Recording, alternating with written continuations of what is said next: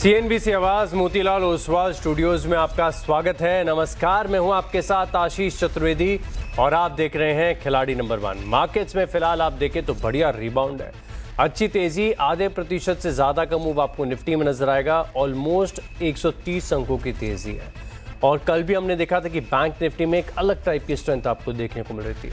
अब आज भी आप देखें तो पीएसयू में काफ़ी बैंक्स ऐसे हैं जहां पर आप बड़े मूव के साथ कारोबार करते हुए नजर आ रहे हैं। बैंक निफ्टी को देखें तो सिमिलर आधे प्रतिशत यानी 275 अंकों की तेजी के साथ यहां पर कारोबार है।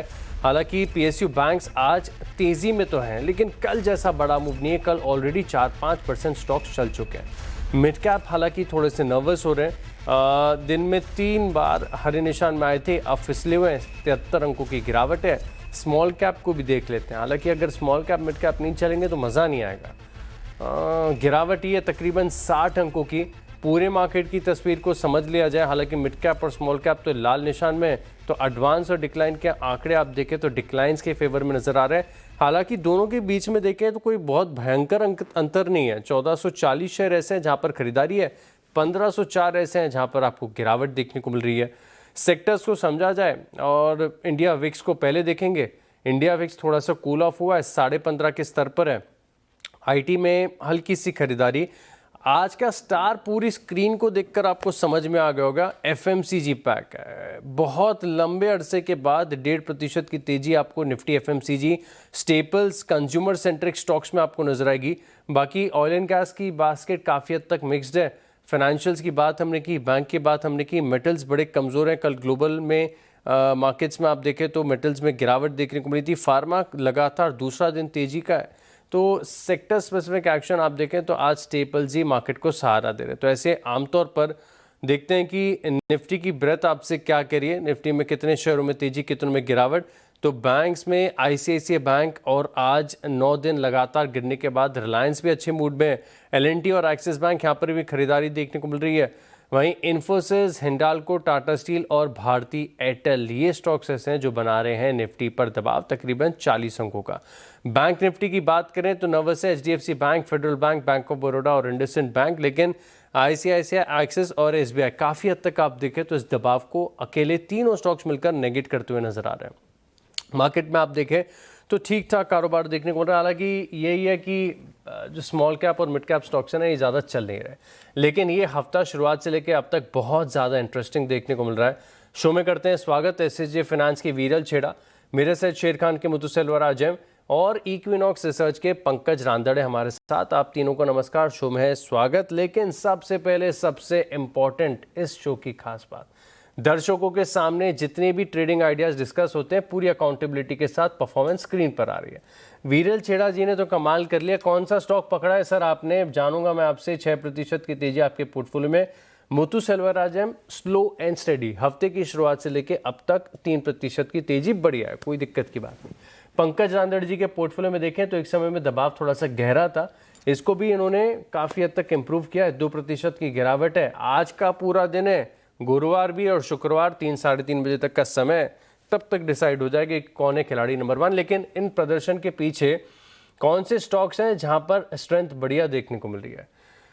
तो गरवारे टेक्निकल फाइबर्स जिसे ढूंढने में समय लगा था, वो 2% की तेजी दे गया। डेटा पैटर्न्स, डिफेंस स्पेस के स्टॉक्स, डेटा पैटर्न्स, पारस डिफेंस, क्या बड़े मूव यहां पर आपको देखने को मिले।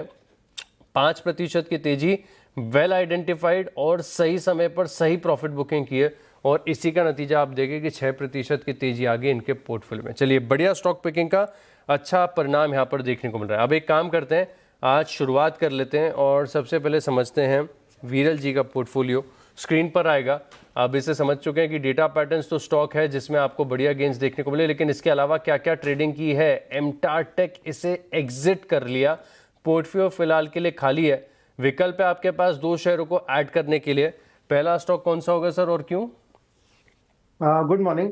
फर्स्ट स्टॉक मेरा एमआरपीएल पे रहेगा। देखें तो इनके जो रिसेंट हाइज बने थे मार्च महीने में, वहां से हमें ऑलमोस्ट 30-40% के करेक्शन देखने मिले और लास्ट 15-20 डेज से अच्छा खासा कॉन्सोलिडेशन का आज ब्रेकआउट हमें देखने मिला है। वॉल्यूम्स भी अच्छे खासे हो रहे हैं और एवरेज के ऊपर ट्रेड कर रहा है। जो हिसाब से मूवमेंट है, मुझे लग रहा है यहाँ से अपसाइड में हमें फिर से अपसाइड में 195 के लेवल्स देखने मिल सकते हैं। तो ये लेवल्स पे बाय करने की सलाह रहेगी। नीचे में स्टॉप लॉस 155 का रहेगा। 155 के थोड़े से दूर के स्टॉप लॉस के साथ अच्छे टारगेट्स 195 के एमआरपी ले लगातार आज तीसरा दिन हो जाएगा स्ट्रेंथ का। रखेंगे यहाँ पर फोकस, ढूंढ के रखिए एक और स्टॉक। तक तक बात करते हैं मुत्तू सेल्वराज एम से। मुत्तू सेल्वराज जी का पोर्टफोलियो आपकी स्क्रीन पर। क्या क्या किया है इन्होंने? 2 ही स्टॉक, गरवारे टेक्निकल फाइबर्स और एक वियाश, इसको भी समय लगा था ढूंढने के लिए। सीक्वेंट साइंटिफिक पहले इसका नाम था। 278 के टारगेट के लिए यहाँ पर दोनों सर कॉल तो आपकी क्लोज हो चुकी हैं। विकल्प आपके पास भी 2 स्टॉक्स को ऐड करने के लिए, तो ऐसे में पहला स्टॉक कौन सा होगा?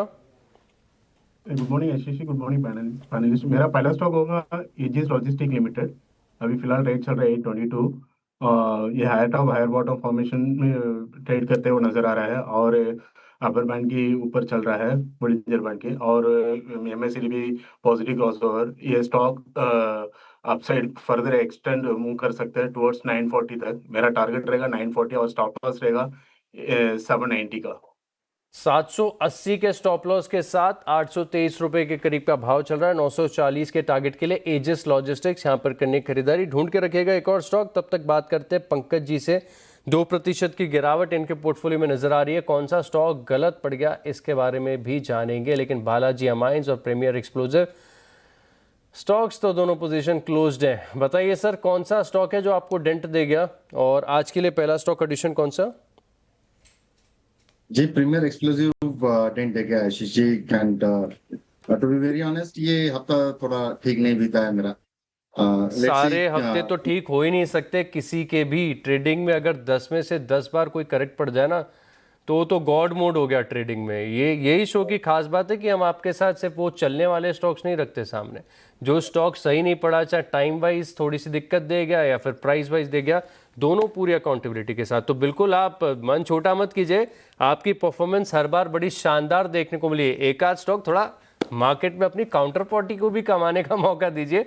प्रीमियर एक्सप्लोजिव ये थोड़ा सा दिक्कत दिया, कोई दिक्कत की बात नहीं। बताइए आज कौन सा दमदार स्टॉक ढूंढा है सर आपने? जी, good morning Ashish ji, good morning to all the viewers and को panelist. Thanks for your compliment Ashish ji. Sheela foams के ऊपर नजरें हैं आशीष जी। जिस तरीके से एक डबल बॉटम का एक ब्रेकआउट यहाँ पर देखने मिला, 705 के आसपास आकर ये ट्रेड कर रहा है। हालांकि विरल जी ने इसको देख के इसके अंदर गेंस भी बनाए थे, लेकिन मुझे लगता है कि एक क्रेजी मूव के लिए तैयार है। 780 पोजिशनल पॉइंट ऑफ व्यू से देखते हैं, काफी एग्रेसिव तासीर वाला स्टॉक है। सारे की मूविंग एवरेजेस के ऊपर है और काफी प्रोमिनेंट ब्रेकआउट यहाँ पर नजर आ रहा है। तो खरीदारी की सलाह रहेगी, स्टॉप लॉस छोटा मेंटेन करें 690 का, टारगेट जो है 780 का मेंटेन करके चलेंगे। बिल्कुल 690 के स्टॉप लॉस के साथ 780 तक के टारगेट्स। और हफ्ते की शुरुआत में ही वीरल जी ने स्टॉक पकड़ा था, बहुत हाई से वेल करेक्टेड है। अब जब रिबाउंड का प्रयास दे रहा है तो लगातार इस स्टॉक में एक्शन तो आ रहा है। रडार पर रखेंगे इसे। अच्छा, हमारे तीनों मार्केट एक्सपर्ट्स के पास विकल्प है एक एक शेयर को और ऐड किया जाए, तो ऐसे में पंकज जी दूसरा स्टॉक आप ही पहले बताइए। आशीष जी, पिछले हफ्ते में ये काउंटर जो मैं दे रहा हूँ वो काफी बड़ी वाइल्ड मूव देकर अभी वो नीचे आया और दोबारा उसी रेंज पर आया है जहां पर ये लेवल्स हमेशा अट्रैक्ट कर रहा है। तेजस नेटवर्क के ऊपर नजरें हैं। हालांकि मैं ये थोड़ा काउंटर प्रीएम्प्ट कर रहा हूँ। एक बेस बनाया हुआ है 530 के आसपास का, तो सेम स्टॉप लॉस रखेंगे 528 का। करंट मार्केट प्राइस 550 के करीब इसको खरीदारी की सलाह रहेगी। ऊपरी लेवल पर टारगेट जो है इसके अंदर 620 तक देखने मिल सकते हैं। 620 तक के टारगेट्स यहाँ पर तेजस नेटवर्क्स आउट परफॉर्मिंग स्टॉक रहा है। इसका पिछले 1-1.5 महीने का चार्ट आप देखिए, स्टॉक में बड़ी तेजी देखने को मिली है।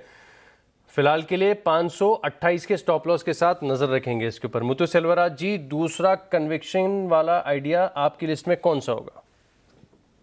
मेरा दूसरा स्टॉक है ABSL AMC। तो ये स्विंग लो से पॉजिटिव ट्रेंड देखने मिल रहा है और स्विंग लो से अपसाइड चल रहा है। तो ट्रायंगल पैटर्न ब्रेकआउट किया हुआ नजर आ रहा है डेली चार्ट्स पे। तो अभी 1100 चल रहा है, मेरा टारगेट रहेगा 1170 का, स्टॉप लॉस रहेगा 1060 का। 1060 मतलब 1060 का स्टॉप लॉस, 1106 रुपये का भाव। और आज का जो 4% का मूव यहाँ पर देखने को मिला है, स्टॉक आ गया है ऑल टाइम हाई पर। ऑल टाइम हाई का ब्रेकआउट हुआ है 1170 के टारगेट्स के लिए। ABSL AMC यहाँ पर रखेंगे नजर। वीरल जी, आपकी तरफ से दूसरा आइडिया? सेकंड पिक मेरी इंडियन होटल्स पे रहेगी। देखें तो अच्छा खासा हमें असेंडिंग ट्रायंगल पैटर्न फॉर्मेशंस का ब्रेकआउट देखने मिला है। वॉल्यूम्स भी अच्छे खासे हो रहे हैं। 676 के आसपास करंट रेट चल रहा है, बाय करने की सलाह रहेगी। नीचे में स्टॉप लॉस अराउंड 630 का रहेगा और अपसाइड में टारगेट 750 के रहेंगे। इंडियन होटल्स लिख लेता हूँ, 676 रुपये के करीब का भाव, 750 का टारगेट है और 630 रुपये के स्टॉप लॉस के साथ आप यहाँ पर रखेंगे खास फोकस। तो चलिए, हमारे जो तीनों मार्केट एक्सपर्ट्स हैं इनकी तरफ से पोर्टफोलियो की तैयारी हो चुकी है पूरी। अब एक काम करते, बहुत ही छोटे से ब्रेक के लिए रुक रहे हैं, लेकिन ब्रेक के बाद आपके लिए बहुत खास पेशकश आ रही है। मोदी सरकार के जो 12 साल पूरे हो गए हैं, इसके क्या मायने मार्केट्स को लेकर, पिछले 12 साल इकोनॉमिक रिफॉर्म्स, बड़े फैसले के लिए आज से कैसे देखने को मिले, इंटरेस्टिंग डिटेल जानेंगे बस एक छोटे से ब्रेक के बाद। चलिए, ब्रेक के बाद आपका स्वागत है और ये जो खास पेशकश हम आपके सामने रखने वाले हैं कि मार्केट की चाल पिछले 12 साल में कैसी देखने को मिली, बस थोड़ी सी देर में दिखाएंगे। लेकिन सबसे इंपॉर्टेंट हो जाता है कि इस उतार चढ़ाव वाले मार्केट्स में हमारे जो तीनों मार्केट एक्सपर्ट्स हैं इनका पोर्टफोलियो क्या कर रहा है। एक बार के लिए पहले ये दिखाता हूँ आपको। अब वीरल छेड़ा जी के पोर्टफोलियो में देखें तो MRPL और इंडियन होटल्स दोनों स्टॉक हैं। MRPL गजब कर गया, 1.3% की तेजी अभी तो शेयर किया था, बहुत बढ़िया, शानदार, ऑलरेडी आगे ही चल रहे हैं। वहीं आप मुथूट जेम के पोर्टफोलियो को देखें तो जो स्टॉक्स हैं इनके पास, इसमें एजिस लॉजिस्टिक्स थोड़ा सा ऊपर, ABSL AMC ये भी ऊपर आपको 0.2% नजर आएगा, ऑल टाइम हाई पर चल रहा है। वहीं पंकज जी के पोर्टफोलियो में देखें तो तेजस नेटवर्क्स 1.3% के गेंस दे रहा है, शीला फॉर्म भी 0.4%, इनका पोर्टफोलियो 2% नीचे था, तो काफ़ी हद तक अब हो गया है डैमेज कंट्रोल। तो इसी के साथ जो फाइनल रिपोर्ट कार्ड है आपकी स्क्रीन पर आ रही है, पंकज जी के पोर्टफोलियो में अभी भी करीब 1.9% का पेन देखने को मिल रहा है। वीरल छेड़ा जी का पोर्टफोलियो स्लाइटली नीचे है, लेकिन कोई खास नहीं, 5.92%, बहुत बढ़िया रिटर्न्स होते हैं। मुथूट जेम के पोर्टफोलियो में देखें तो गेन्स एम्पलीफाई हुए हैं, अब तकरीबन 3% तक की तेजी आपको फिलहाल के लिए नजर आएगी। तो बिल्कुल आप तीनों मार्केट एक्सपर्ट्स को इस हफ्ते के लिए बेस्ट विशेस, बढ़िया स्टॉक ढूंढिए और संयम के साथ ट्रेड करिए। आप तीनों का बहुत बहुत धन्यवाद हमारे साथ जुड़ने के लिए। अब एक काम करते हैं, ब्रेक ले लें एक छोटा सा, बिल्कुल एक छोटा सा ब्रेक ले लेते हैं और ब्रेक के बाद ये जो खास पेशकश की मैं बात कर रहा हूँ पूरी रिपोर्ट जानेंगे।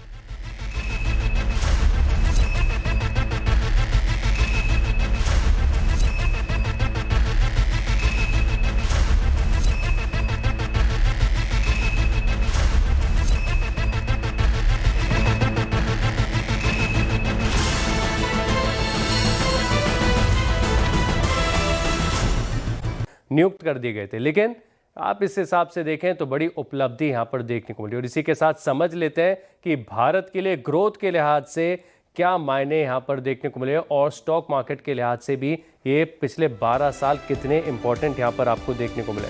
अब आप 3 कंसेक्यूटिव टर्म्स की बात कर रहे हैं जहां पर आप देखें तो लगातार ग्रोथ आपको देखने को मिल रही है और जीडीपी के लिहाज से आप देखें तो क्या शानदार सर्ज देखने को मिला। 2014 में जहां पर आपकी 2.04 ट्रिलियन की आसपास की जीडीपी थी, ग्लोबल रैंकिंग थी आपकी 10वें पायदान पर, इसमें एक मैसिव पिछले 12 साल में जीडीपी हो गई है आपकी तकरीबन दुगनी और 4.15 ट्रिलियन का जीडीपी का आंकड़ा आपको देखने को मिला। और अब आपकी जो ग्लोबल रैंकिंग है ये पहले जो 10 नंबर पे थी अब ये फर्दर इंप्रूव होके 5वें नंबर पर आ गई। इसी के साथ आप देखें तो बहुत सारे छोटे छोटे पैरामीटर्स ऐसे हैं जहां पर भारत ने एक बड़ी लीप ली है। मिसाल के तौर पर आप देखें तो जो नेशनल हाईवे का कंस्ट्रक्शन है, नेटवर्क है, इसमें 2014 से लेके 2026 मौजूदा 60% की तेजी आपको पिछले 12 सालों में देखने को मिली।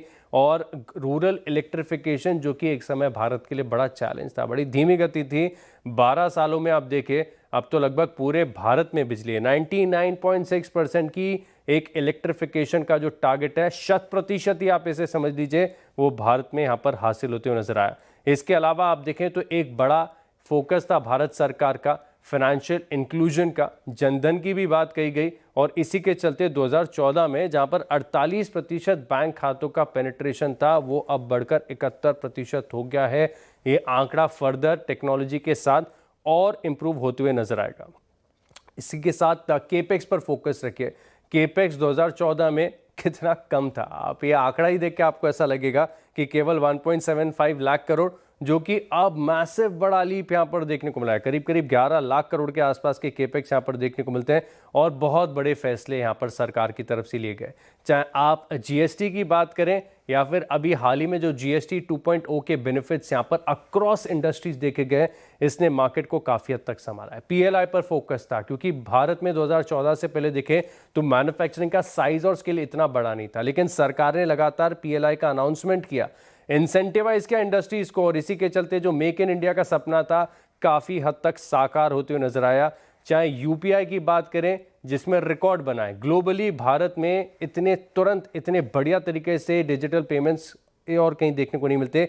20 लाख करोड़ प्रति महीने के पार ये आंकड़ा जाते हुए नजर आया और कुछ बड़े कड़े फैसले, नॉर्म्स, मिसाल के तौर पर चाहे आप डीमोनेटाइजेशन की बात करें या फिर आईबीसी कानून, जिसकी तरह से आप देखेंगे कि जो बैंकों में एक विजिबल स्ट्रेंथ यहाँ पर आपको नजर आई।